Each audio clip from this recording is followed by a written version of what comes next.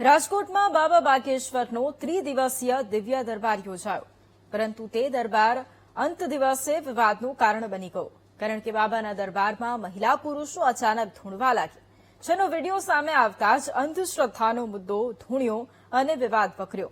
હવે આ મુદ્દો કોર્ટના દ્વારે લઈ જવાની તૈયારીઓ ચાલી રહી છે. ત્યારે શું દિવ્ય દરબારમાં ભૂત પ્રેત ધૂણવા પર બાબાને સામનો કરવો પડશે કાયદાનો? આવું જાણીએ.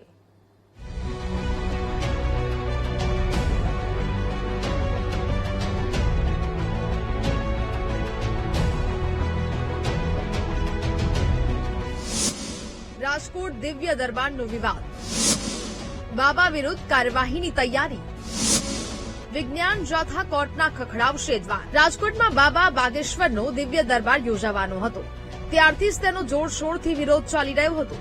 વિજ્ઞાન જાથા અને પાટીદાર અગ્રણી પરસોત્તમ પીપળિયાએ પોલીસમાં રજૂઆતો પણ કરી હતી, છતાં દરબાર યોજાયો.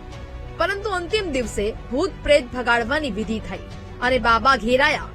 વિરોધીઓને મોકો મળી ગયો, જેમાં હવે વિજ્ઞાન જાથાના ચેરમેન જયંત પંડ્યાએ આયોજકો અને ધીરેન્દ્ર શાસ્ત્રી સામે ગુનો દાખલ કરવા માટે અરજી કરી છે. તો બીજી તરફ હાઈકોર્ટમાં સુઓ મોટો કરવા સુધીની કાર્યવાહી કરવા જઈ રહ્યા છે.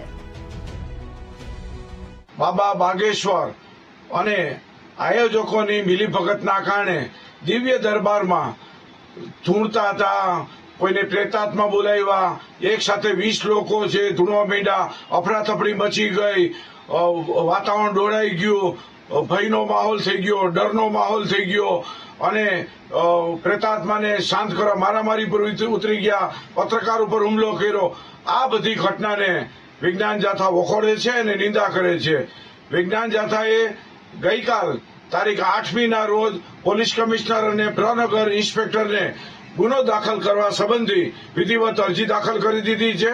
આજ રોજ હાઈકોર્ટની અંદર સુઓ મોટો દાખલ કરવા માટેની પ્રક્રિયા હાથમાં લીધી છે.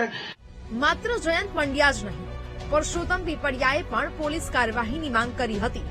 સાથે જ બાબા અંધશ્રદ્ધાને વાંચા આપતા હોવાનું અને આયોજનબદ્ધ બહારથી લોકો લાવીને નાટકો કરાવ્યા હોવાના પણ આક્ષેપ ઉઠાવ્યા છે.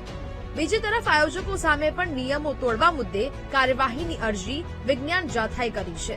ત્યારે વિજ્ઞાન જાથાના પ્રયાસોથી બાબા સામે કાર્યવાહી થાય છે કે નહીં તે જોવું રહ્યું. Bhavesh Sondarva, VTV news, Rajkot.